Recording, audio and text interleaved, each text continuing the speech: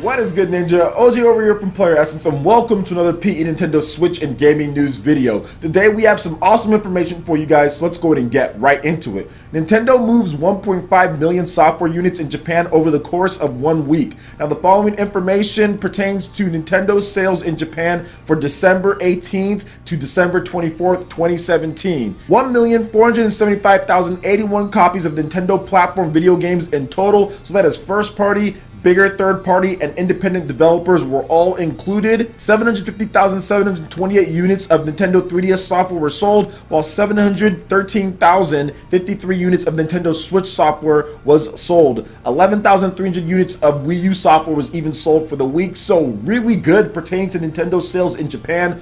Obviously, Japan is going to be a big and strong region for Nintendo and the Switch because of its portable hybrid nature. You can play on the TV, you can play on the go, we all know this, but it does go to show you that the stock situation is improving greatly in Japan. For those who don't know, there were these crazy lottery lines in Japan to where if you even wanted an opportunity to buy the Nintendo Switch, you had to get there really early, get in line, get a ticket, and hopefully you can get one. It's pretty much random. Think of it as like a core crystal, okay? And there's no rares or legendary core crystal tickets that they're handing to you. It's pretty much just all luck based, okay? And that's basically what a lot of Japanese gamers have had to do since the Switch has launched. But Nintendo did state that they're going to be giving their biggest shipment to Japan that they've ever done since launch, and that is definitely coming through because over the course of this month in Japan, we've had big totals from 100-something thousand starting off first, then it moved up to 200,000, 250,000, and now it's almost at 270,000 units when it comes to things, and it was great to see that. On top of that, Famitsu actually had the Nintendo Switch selling 303,000 units for the week, and Famitsu tracks online retailers, so you're usually going to get a higher amount in Famitsu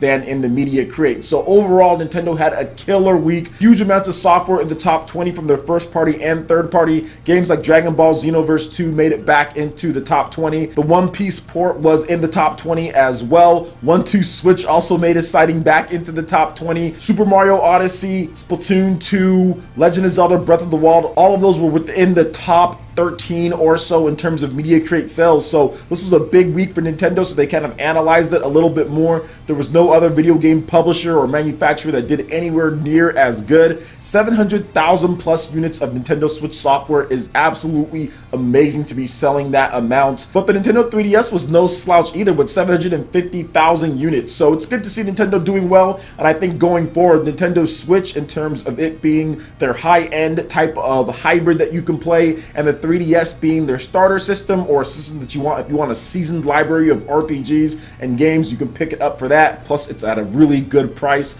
So I think Nintendo has a great 1-2 punch here going forward. So what do you guys think about the software sales in Japan for Nintendo? I would love to hear you guys' thoughts in the comment section below. Alright, and moving into the next article here, CyberConnect2 will announce new projects on February 1st. And for those who don't know, CyberConnect2 are the makers of this game.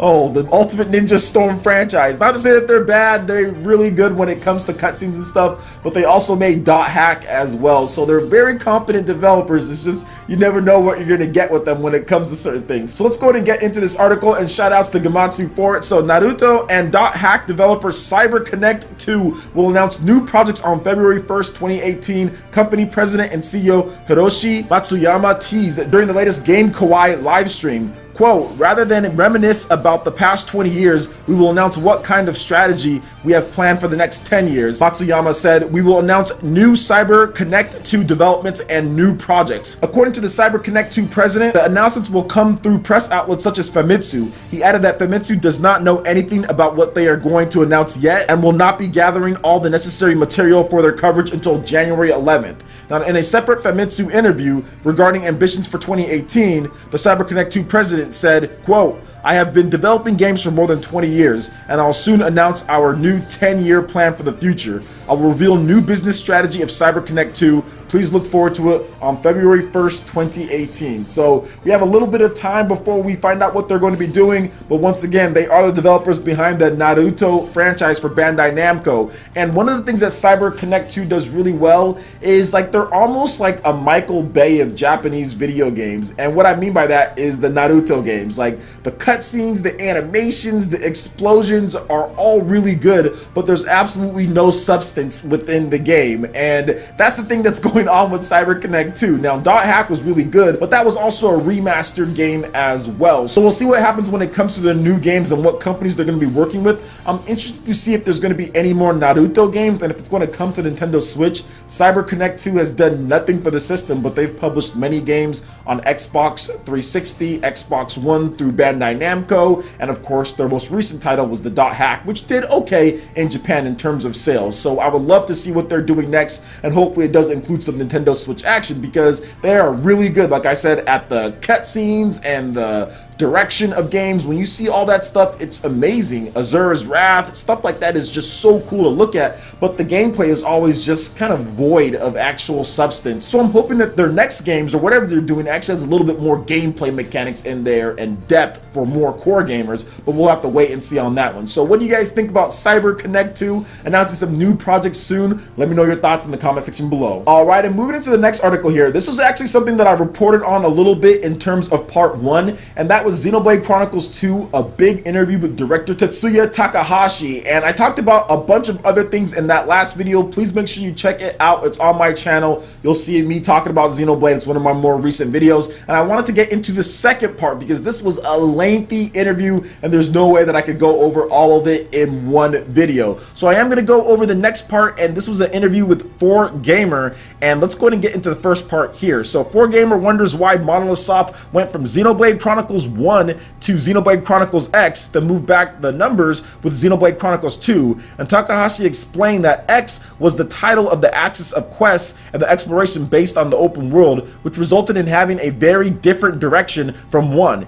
Xenoblade Chronicles 2 was the same story-driven axis as 1, which was why they used the numbers again. Now the maps in Xenoblade Chronicles 2 are not open world and are segregated by areas, but players can freely explore, so they enjoy both the storyline and game systems. Now moving on to the actual battle system of the game, I find this probably the most interesting part of the interview, and shout outs to Nintendo Everything for the translations here. So Xenoblade Chronicles 2 employs a real-time battle system, and the biggest reason for this is that the team wants to avoid loading screens, which would make people lose interest. However, Takahashi admits he still couldn't eliminate loading screens completely, as the game still requires time to load, such as when event scenes start. Takahashi admits that they intentionally included an MMORPG element where there are strong monsters loitering around in the beginning areas. Monolith Soft wanted to include an element that would make players interested in playing the game forever when creating the game world. Having such monsters provide motivation, and players coming back after getting stronger to beat these monsters would have had a different sense of accomplishment when compared to linear game design.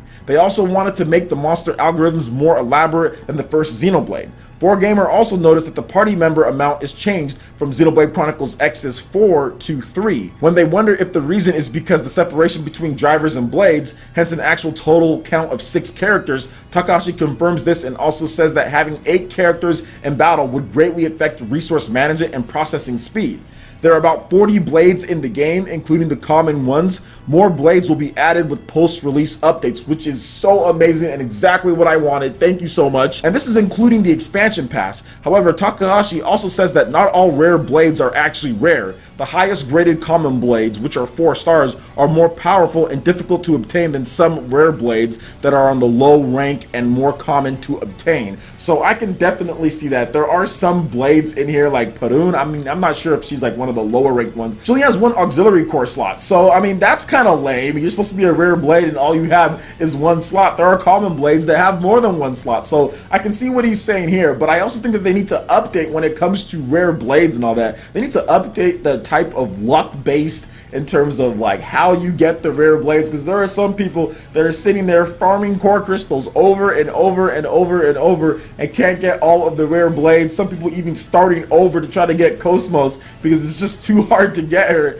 in terms of things. So I'm hoping that they make an update and adjustment to how the rare blades and what happens, because to me it seems just a bit too much on the luck end when you're getting a legendary core crystal and you don't get a rare blade from that. Now I can understand a little bit why, because there's only only 40 rare blades, and if every single time you got a legendary or a rare core crystal got you a rare blade, then it's really going to kind of take away the whole system that they're trying to do. But I do feel that there should be a way just to kind of tilt it a little bit more in your favor, which there is. I mean, obviously you can max out the luck stat, you can put on the different items too to help out with the luck stat. So I'm hoping that they fix that just a little bit in the future, but it is called a rare blade for a reason. It is rare. So overall, I do like the system more though in Xenoblade Chronicles 2 than in other Xenoblade Chronicles games. That's the one thing that I do want to note, is that I love the whole rare blades. I like having the characters on there on screen, and yeah, having 6 on there, that's a lot to have. And I like the whole, just the energy, the flow through, kind of how it gives them the superhuman strength, the enhancement of the abilities. All of that is more appealing to me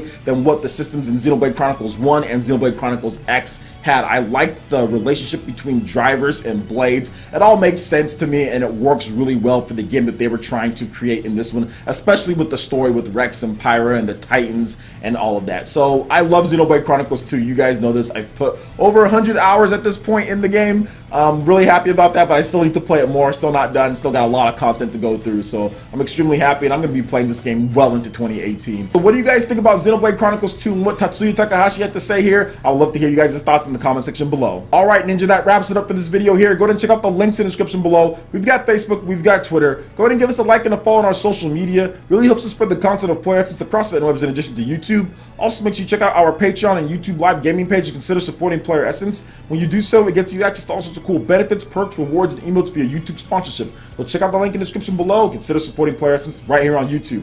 Hit that like button if you did like this video. Lets me know you guys want more content like this going forward in the future. And subscribe to Player Essence for the latest RPG, Japanese, and Nintendo gaming news. Thank you so much for watching, and we'll catch you for the next video.